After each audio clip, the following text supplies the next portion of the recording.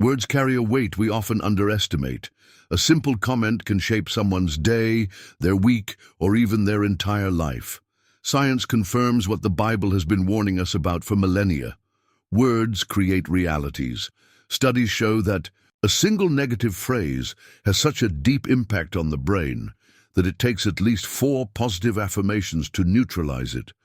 That means we're often carrying echoes of past criticism, harsh words, and hurtful remarks, while overlooking the healing power of a sincere compliment. God has given us the ability to build or destroy with what comes out of our mouths, and it's incredible how we can influence someone's destiny just by what we say. Now, think about this. What happens when a child grows up hearing things like, "You're not good enough," or "You'll never make it"? Their brain starts wiring that belief as truth. Now imagine the opposite. A child who constantly hears, "God has an amazing plan for you," or "You are smart and capable." The impact is completely different. The truth is, our mind works like fertile soil. Whatever we plant, whether positive or negative, will eventually grow. The question is, what have you been planting in your own life and in the lives of those around you? Here's something to think about.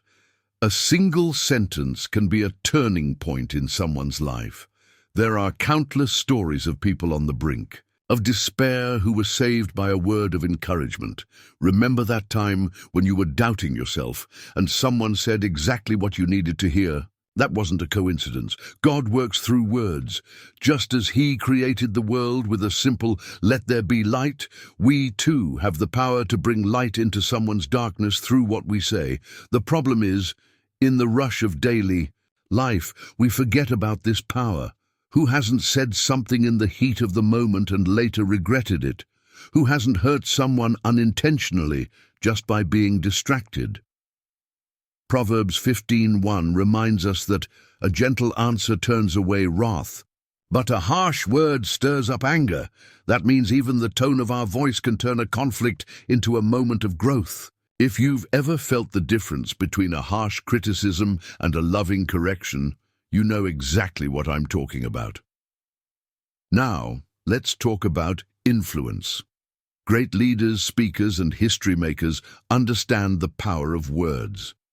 A speech can ignite revolutions, a sermon can lead thousands to God, and even a simple "I love you" can completely transform someone's heart. Have you ever wondered why some people can captivate crowds while others struggle to hold a conversation? The difference lies in how they use their words. Another important point: words have memory. What you say might be forgotten by the mind, but rarely by the heart. Do you remember that genuine compliment someone gave you, or that criticism that hurt for weeks? Exactly. What we say leaves a mark on people in ways we don't always realize. That means that, even without meaning to, we might be building or tearing someone down every single day. And what about the words we speak over ourselves? The Bible teaches us that the mouth speaks what the heart is full of. Luke 6:45. If someone is always complaining, grumbling, or putting themselves down, it's no surprise that their life is full of struggles. But when we start declaring blessings, speaking God's presence into our lives, something shifts. The atmosphere changes, faith grows, and doors start opening. It's not magic, it's a spiritual principle. The greatest proof of the power of words is in prayer. God could simply read our thoughts, but He chose to teach us to speak to Him. There's something powerful in verbalization. When we say out loud, "Lord, I trust you," that statement echoes not only in the spiritual world, but also within us. Prayer is the ultimate demonstration that words hold power because through them we connect directly with God. If there's one thing the Bible teaches about words, it's that they can bring both life and death. Proverbs 18:21 says, "The tongue has the power of life and death, and those who love it will eat its fruit." That means what we say doesn't just affect others, it shapes the harvest we reap in our own lives. Want a happier marriage? Speak with more love. Want a better job? Declare growth. Want a lighter, more peaceful life? Choose your words wisely. Now pause for a moment and reflect. How have you been using this power? How do you speak to your children, your friends, and even yourself? Are you planting words that build up or words that tear down? What happens when we truly understand that every single phrase we speak has the potential to change lives? That leads us to a crucial point. If God created the world through words, and we are made in His image, then we have that same capacity. But what if, instead of just speaking, we also learn to be silent at the right moments? Since the beginning of time, words have carried a meaning far beyond what we imagine. The Bible makes this clear right at the start of Genesis. And God said, "Let there be light," and there was light.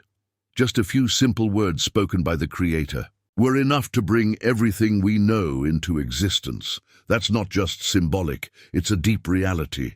God could have created the world in countless ways, but He chose to do it through words. And that teaches us something fundamental. Speaking isn't just an everyday act, it's a reflection of the divine power within us. When we speak, we create. And if God made us in His image, then our words also have an impact far greater than we can see. Think about it. Every time you speak, you're shaping your reality. A single word can open doors or shut them, bless or curse. The problem is, we often don't take what we say seriously. "Oh, I was just joking," or "I didn't even think before I spoke," are common excuses. But the truth is, there's no such thing as words without consequences.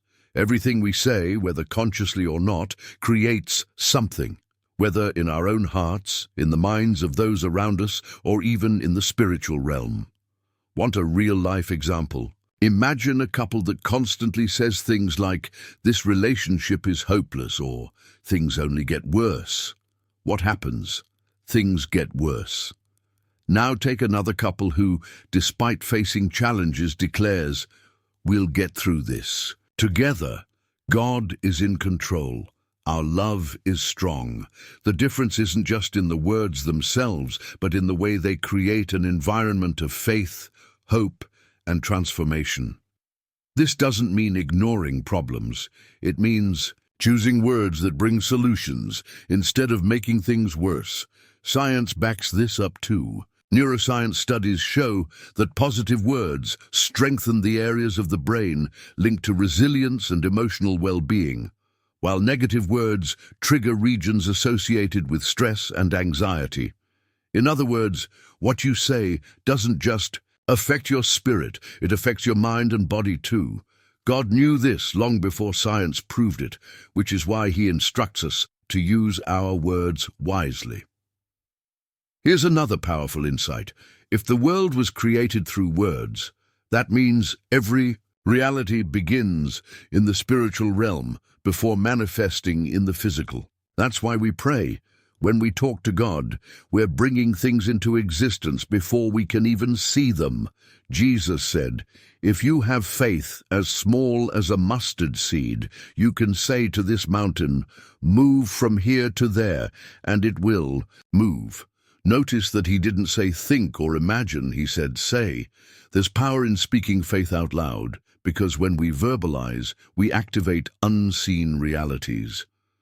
Now think about how many times we misuse this power. How often do we sabotage ourselves with phrases like, "I'll never make it," "I'm not good enough," "Things never work out for me." The problem is that by saying these things, we're actually giving them authority to shape our future. That's why one of the biggest secrets of successful people, whether spiritually or in life, is their awareness of what they speak. They understand that their words aren't just sounds, they're seeds planted in time. If words create, then what have you been creating? Have you been building an environment of faith, courage, and purpose? Or have you been feeding doubt, fear, and failure? The Bible teaches that a good man brings good things out of the good stored up in his heart, and an evil man brings evil things out of the evil stored up in his heart. Luke 6:45. The treasure of the heart is formed by what we speak. And If what we say reflects what's inside us, then we need to be extra careful with every word we let out. So the key is to align our words with what God says. If He calls us His beloved children, why do we call ourselves incapable? If He says we are more than conquerors, why do we so often verbalize defeat? The truth is, our words need to be in sync with God's voice. And that only happens when we make an intentional decision to speak words that build up, declare life, and refuse to engage in conversations that only bring destruction. Now, how can we put this into practice in daily life? It's simple. Start replacing destructive phrases with words that build. Instead of saying, "I'm no good at this," try, "I'm learning and improving." Instead of, "My life is a mess," say, "I'm working on getting things in order." With God's help, and above all, declare blessings over your journey and over the people around you. This isn't some empty self-help trick. It's a powerful biblical principle. After all, if God gave us this divine ability to create through words, then we need to use it responsibly. So, what happens when we truly realize that every single phrase we speak has the power to change a story? That brings us to an even deeper point. If words have this kind of impact on our reality, then how much more can they shape the lives of those around us? If there's one undeniable truth, it's this: what you say has the power to change your life, for better or worse. A lot of people think their words are just sounds floating in the air, with no real impact. But if that were true, why can a single sentence change someone's destiny? Why can a simple "I believe in you" push someone to achieve the impossible, while a "you'll never make it" can kill dreams before they even have a chance to grow?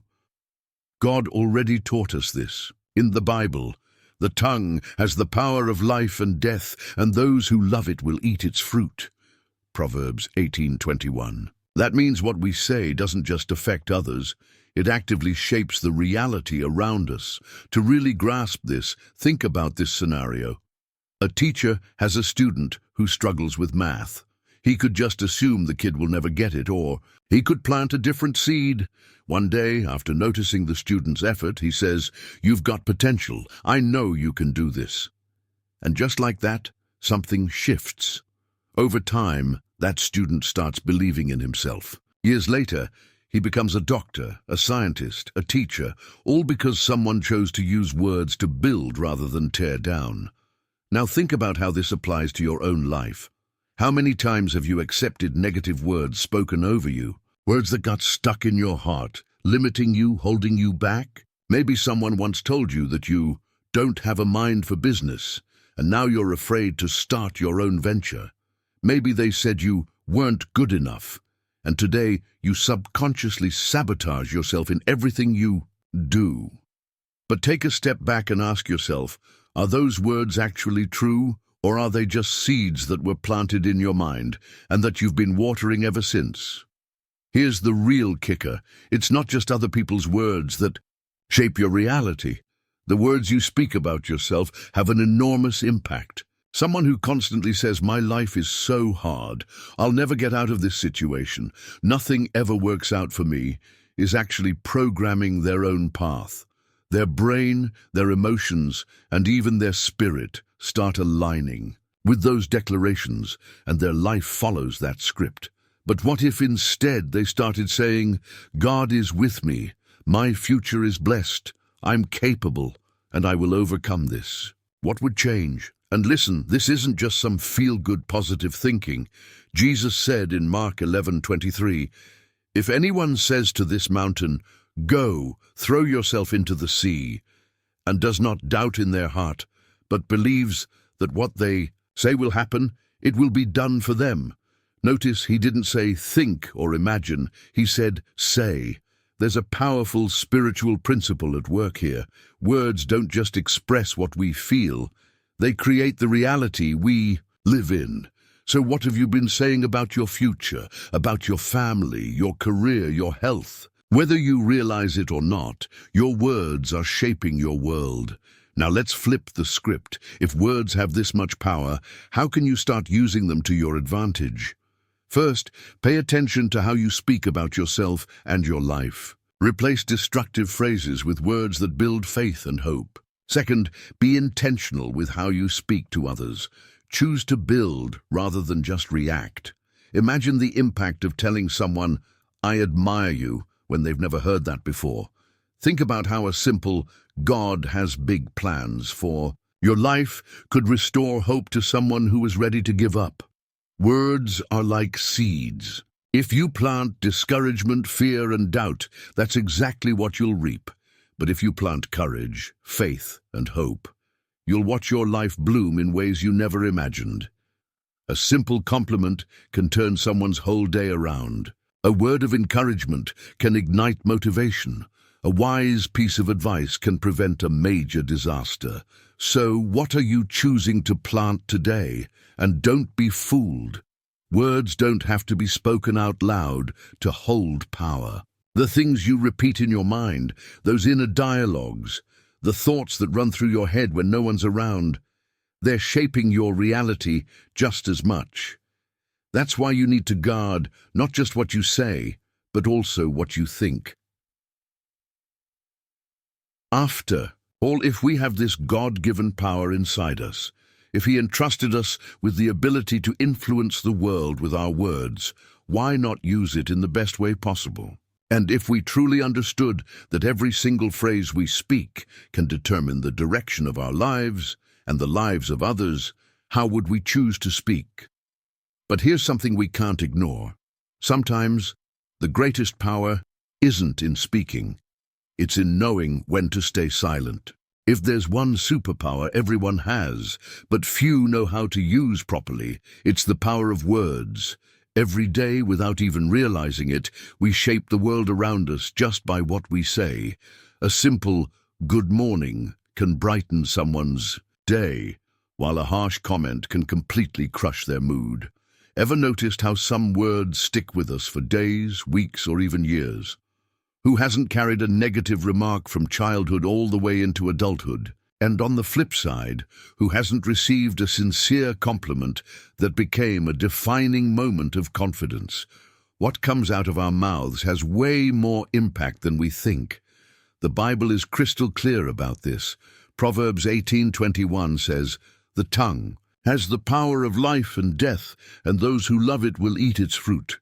That means our words aren't just sounds in the air. They're seeds planted, and sooner or later they'll bear fruit. Think about it. How many people have given up on a dream just because someone told them it'll never work? How many relationships have been destroyed by words spoken in the heat of anger? How many opportunities have been lost simply because someone didn't choose their words wisely? In everyday life, we often don't realize the impact of what we say. A careless criticism can shatter someone's self-esteem. A harsh tone can turn a minor disagreement into a full-blown conflict. On the other hand, a simple acknowledgement can spark motivation, and a piece of advice can change the course of someone's life. Words, when used wisely, can be a balm for the soul. But when thrown around carelessly, they can become a destructive weapon. Now picture a work environment. If the boss is the kind who only points out mistakes, criticizes without guidance, and never acknowledges a job well done, what happens? The team feels unmotivated, productivity drops, and no one gives their best. Now imagine the opposite. A leader who encourages effort, corrects with patience, and celebrates small victories. The result? A motivated, engaged team that wants to grow and do better. The same principle applies at home, in relationships, and even in how we talk to ourselves. Here's something we often overlook. Not only spoken words have power, but written ones too. Text messages, emails, and social media posts carry a huge impact. How many times has a misunderstood message sparked an argument? How many unnecessary online comments have ruined someone's reputation? The digital world has amplified the reach of our words, and now more than ever, we need to be mindful of what we put out there. And what about our communication with God? Do we pray mindlessly or with intention and faith? The Bible teaches us that prayer is powerful, and when we speak our faith, something shifts in the spiritual realm. There's a reason Jesus said in Matthew 7:7, "Ask, and it will be given to you. Seek, and you will find. Knock, and the door will be opened to you." God invites us to speak to Him, to declare our faith, and to use our words to connect with the divine. But beyond speaking, we also need to learn to listen. So often the power of words isn't just in what we say, but in what we take the time to hear. When we truly listen to someone, we're communicating respect, love, and care. Active listening is one of the greatest skills we can develop to strengthen relationships and avoid unnecessary conflicts. If words shape reality, then what kind of reality are you building? How do you speak to the people around you? Are your words a source of life or discouragement? Could it be that, without realizing it, you've been pushing people away with negative communication? Or have you been an instrument of God, bringing hope and joy through what you say? The good news is we can change the way we speak. Every single day, we have the chance to choose better words, to be kinder, and to spread messages that build others up. But there are also moments when silence speaks louder than 1,000 words. Knowing when to speak and when to stay quiet is one of the greatest wisdoms we can ever learn. In today's world, where everyone seems to have an opinion about everything and the urge to speak is almost uncontrollable, silence has become a rare skill. The truth is, in many situations, knowing when to stay quiet is more powerful than knowing what to say. The Bible teaches this clearly in Ecclesiastes 3:7. There is a time to tear and a time to mend, a time to be silent and a time to speak. In other words, not every situation calls for an immediate response. More often than not, silence isn't a sign of weakness, it's a sign of wisdom. But why is silence so powerful? First, because it gives us time to think before we react. Who hasn't said something in the heat of the moment and regretted it later? One careless word can ruin relationships, destroy opportunities, and leave deep wounds. But someone who learns to pause before responding, who takes a deep breath before reacting, has a huge advantage in any situation. Jesus, the ultimate example of wisdom, often remained silent in the face of accusations, letting his actions speak louder than words. Silence also allows us to listen better. Proverbs 17:28 puts it in a fascinating way. Even fools are thought wise if they keep silent. That's because when we talk too much, we risk revealing more than we should. How many times has someone, in a conversation, blurted out something they later regretted, simply because they felt the need to fill the silence? Strategic silence can prevent misunderstandings, protect our reputation, and, most importantly, help us fully grasp what's happening before we respond. Another key point is that silence can be a powerful tool for resolving conflicts. When someone yells and the other person yells back, what happens? The situation escalates. But if one side chooses silence and lets the storm pass, things naturally de-escalate. That doesn't mean tolerating disrespect or ignoring injustice. It means understanding that not every provocation deserves an immediate reaction. Jesus demonstrated this in an incredible way. When he stood before Pilate, about to be sentenced, he could have defended himself in 1,000 ways. But instead, in many moments, he chose silence. He knew that some battles aren't won with words, but with faith and action. This teaches us that silence is often an act of trust in God, a way of showing that we don't have to prove anything to anyone because our identity and purpose are already secured in Him. But what about when silence hurts? There are moments when staying quiet can be a mistake, like when someone desperately needs encouragement and we say nothing. Silence can also be cruel when used as a form of manipulation or indifference. That's why true wisdom lies in knowing when to speak and when to stay silent. The real question is, are we using silence the right way? A practical way to apply this in daily life is to practice patience before responding. When someone says something that upsets you, instead of reacting instantly, take a pause. Count to 3 in your mind. Ask yourself, does this really need to be said right now? More often than not, you'll realize silence is the best response. Another way to master this skill is by developing active listening. Instead of thinking about what you'll say next, just focus on truly hearing the other person. This alone can completely transform the quality of your relationships. If words have the power to shape reality, silence has the power to protect and preserve it.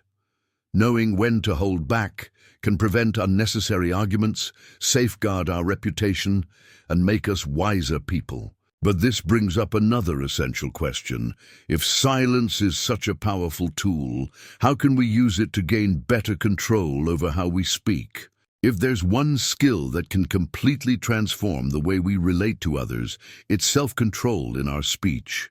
Mastering the words that come out of our mouths isn't just about good manners or emotional intelligence. It's also a spiritual principle. The Bible warns us about this in James 3:8. But no human being can tame the tongue. It is a restless evil, full of deadly poison. Whoa, that's intense, right? That means that without discipline and awareness, our own words can become our worst enemy. So how can we develop this self-control? There are a few simple yet incredibly effective techniques. One of them is known as the 3 sacred filters. Before saying anything, ask yourself, 1, is it true? 2, is it necessary? 3, is it uplifting? If the answer to any of these is no, then maybe it's best to stay quiet. This method, which dates back to ancient philosophers and aligns perfectly with biblical teachings, can prevent countless conflicts and regrets. Another powerful technique is what I like to call the conscious pause. When you feel the urge to respond impulsively, stop, take a deep breath, count to 3 before speaking. Sounds simple, right? But the impact is huge. Giving yourself just a few extra seconds allows you to step out of the emotional heat of the moment and choose your words more wisely. The truth is, impulsive speech is one of the biggest causes of relationship problems. How many arguments have exploded because someone said something they shouldn't have? How many friendships have been broken over careless words? Proverbs 13:3 teaches us, "Those who guard their lips preserve their lives, but those who speak rashly will come to ruin." In other words, controlling what we say isn't just common sense, it's self-preservation. But don't think that self-control in speech is only about avoiding negativity. It's also about knowing when to encourage, praise, and uplift someone. Have you ever thought about all the positive words you could have said but didn't? How many times have you had the chance to bless someone with encouragement but stayed silent? Self-control isn't just about holding back the bad, it's also about releasing the good. A great exercise to practice this is replacing complaints with gratitude. Every time you feel like whining about something, swap that complaint for something positive. For example, instead of saying, "I'm so tired of this job," try saying, "I'm grateful I have a job and a chance to grow." This isn't just some mental trick, it's a way to realign your mind and words with God's will. And here's another key point. Learn to apologize quickly. If you say something you shouldn't have, don't let pride stop you from making it right. The humility to admit a mistake and correct it can save relationships and prevent major problems. The Bible teaches in Proverbs 15:1, "A gentle answer turns away wrath, but a harsh word stirs up anger." That means that even when we mess up in our speech, we can still fix the damage with the right attitude.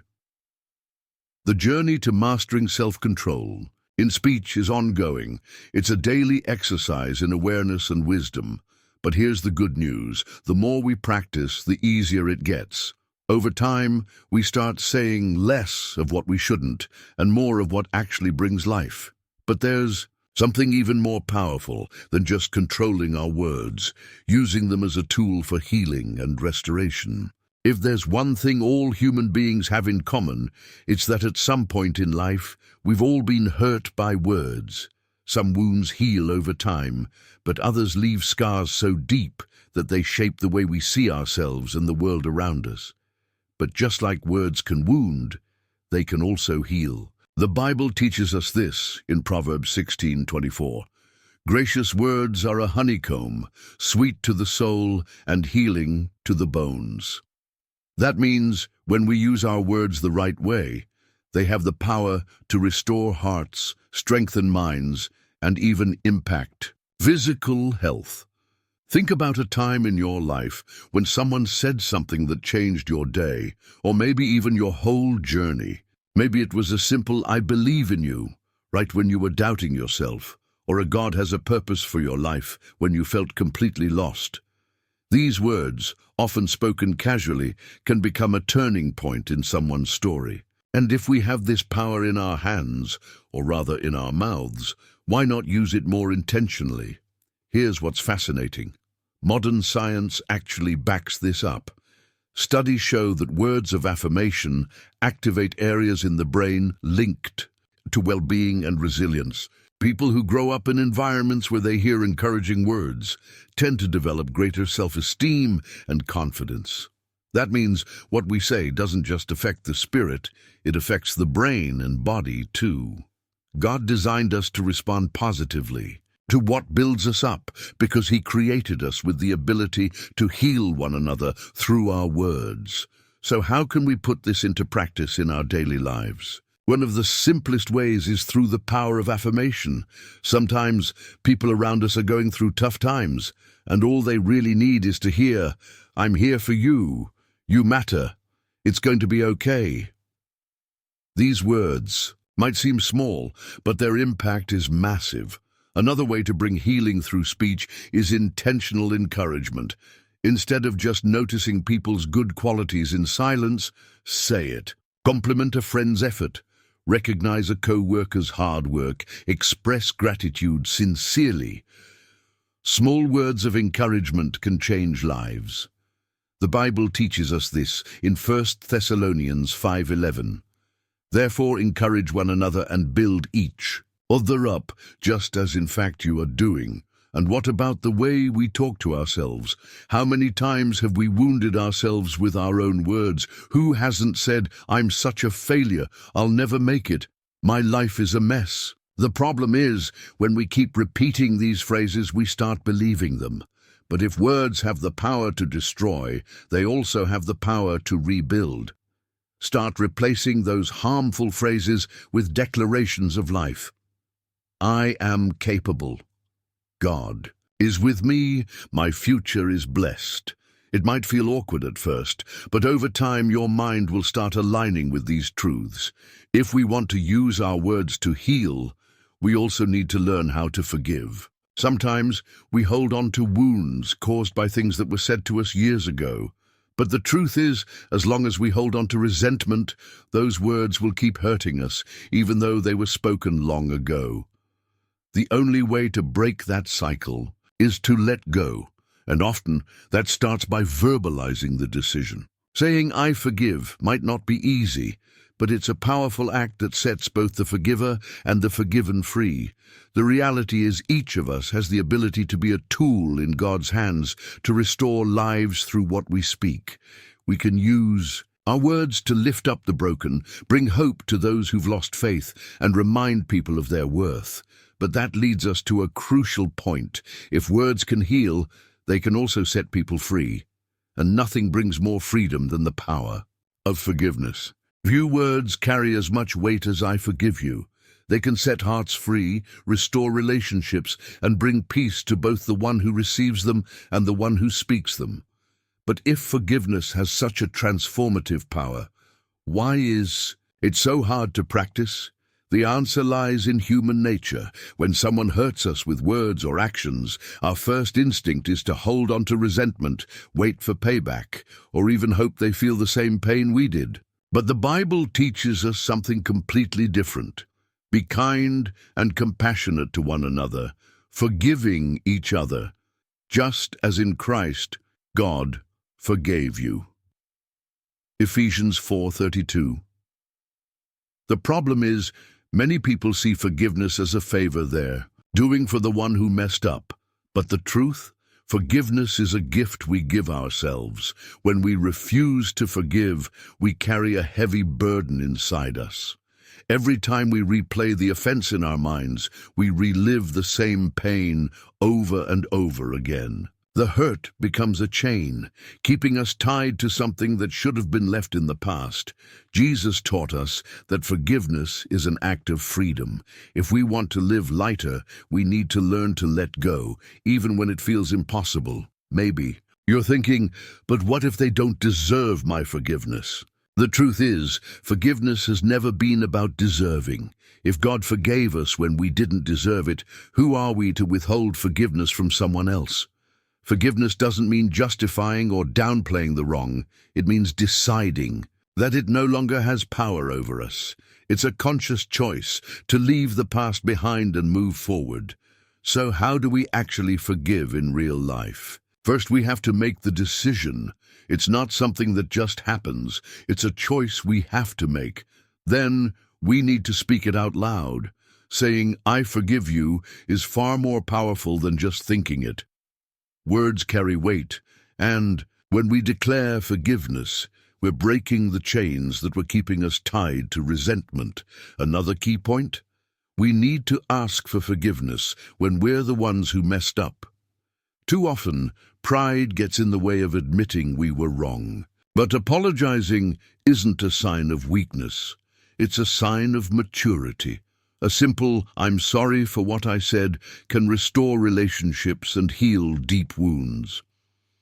The Bible teaches in Proverbs 28:13, "Whoever conceals their sins does not prosper, but the one who confesses and renounces them finds mercy." Forgiveness also has a direct impact on our emotional and spiritual health. Studies show that people who practice forgiveness experience lower stress, less anxiety, and greater happiness. The opposite is also true. Holding on to grudges has been linked to depression, insomnia, and even physical tension. In other words, forgiveness isn't just a biblical command. It's a necessity for our well-being. Now think of someone you need to forgive. Maybe it's someone who hurt you deeply, or maybe it's you. Yes, because sometimes the hardest person to forgive is ourselves. We punish ourselves over past mistakes, beat ourselves up for not having done things differently. But if God has already forgiven us, why do we insist on condemning ourselves?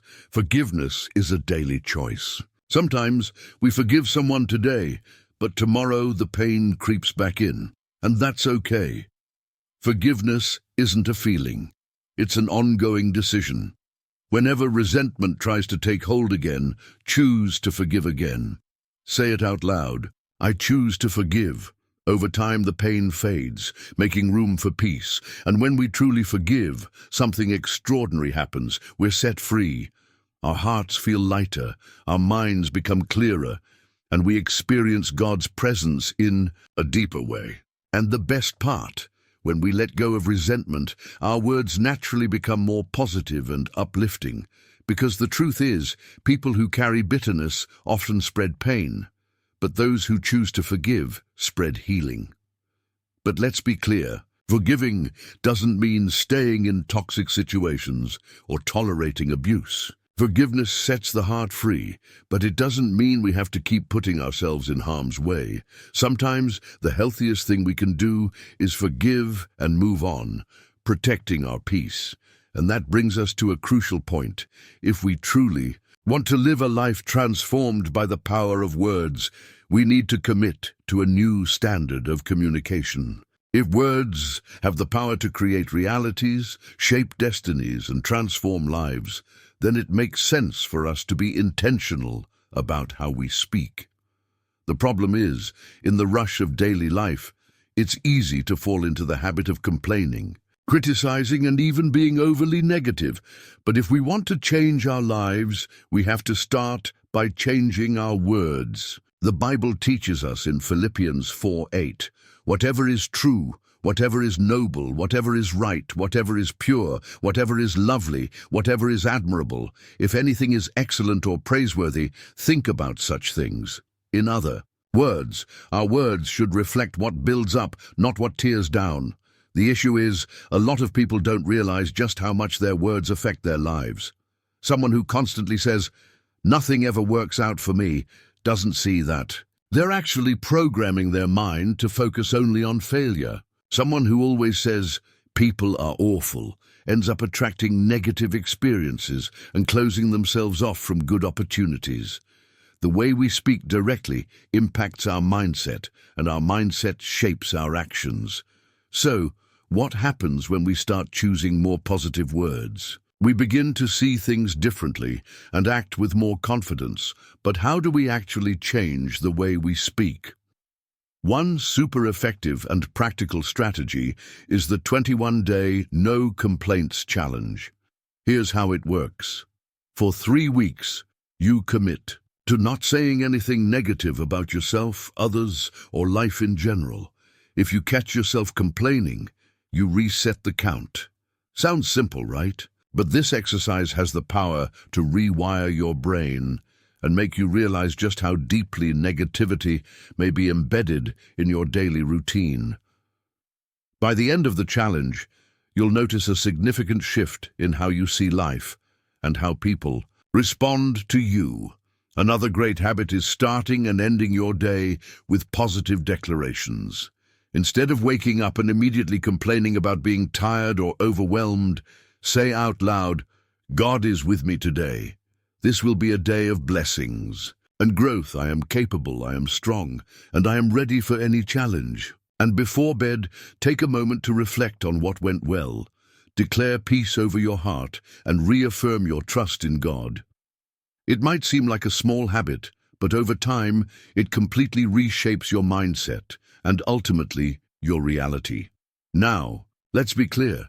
Choosing positive words doesn't mean ignoring problems or pretending life is perfect.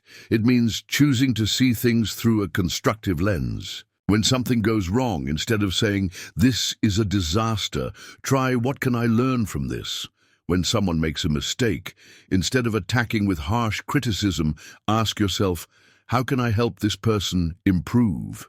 Small shifts in the way we speak lead to massive shifts in how we experience life. Another crucial step? Surrounding yourself with people who also value positive communication. If you're constantly around people who complain, criticize, and spread negativity, it'll be way harder to keep your speech aligned with what builds up. But when you intentionally seek out people who speak with faith, hope, and vision, it becomes natural for you to adopt that same standard. The Bible reminds us in Proverbs 13:20, "Walk with the wise and become wise, for a companion of fools suffers harm." And let's not forget, committing to positive speech also means being intentional with the words we speak to others. Are we a source of encouragement to the people around us? Or, without realizing it, are we discouraging those who listen to us? Good communication isn't just about what we say. It's about how we impact those who hear us. Choosing words that inspire, uplift, and bring hope is one of the greatest gifts we can give to the world. Now, imagine what your life would look like if, starting today, every word that came out of your mouth was used to build, to motivate, and to inspire. How would your relationships change? What would your work environment feel like? How would your walk with God grow? The challenge is on. Try changing the way you speak and watch how your reality begins to transform. But before we wrap this up, we need to take a step back and reflect on something even deeper. If words have power and silence holds wisdom, what happens when we learn to balance the two? Now that you understand the power your words carry, let me ask you, how have you been using this gift that God gave you? Have your words been building up or tearing down? Have you been speaking blessings over your life, or without even realizing it, have you been declaring defeat? If the Bible teaches us that life and death are in the power of the tongue, then it's time to be more intentional about how we communicate. And beyond that, how have you been handling silence? Have you been speaking too much when you should be listening? Or have you been staying quiet when you should be taking a stand? True wisdom lies in balancing these two forces. Knowing when to speak and when to stay silent might be exactly what you need to improve your relationships, grow spiritually, and live with more peace. So now I want to challenge you. For the next few days, pay close attention to how you speak. Try replacing negative words with declarations of faith. Choose to speak with more love and patience. And above all, practice strategic silence, the kind of silence that avoids unnecessary arguments, gives you time to reflect, and brings you closer to God. Then come back here and let me know in the comments what changed in your life. If this video made sense to you, go ahead and drop a like. That really helps me keep bringing content like this. And if you haven't subscribed yet, make sure to do that now and turn on notifications, because there's so much more coming your way. And hey, right now, there are other videos on the screen that might interest you. Pick one and keep learning. See you in the next video. God bless you.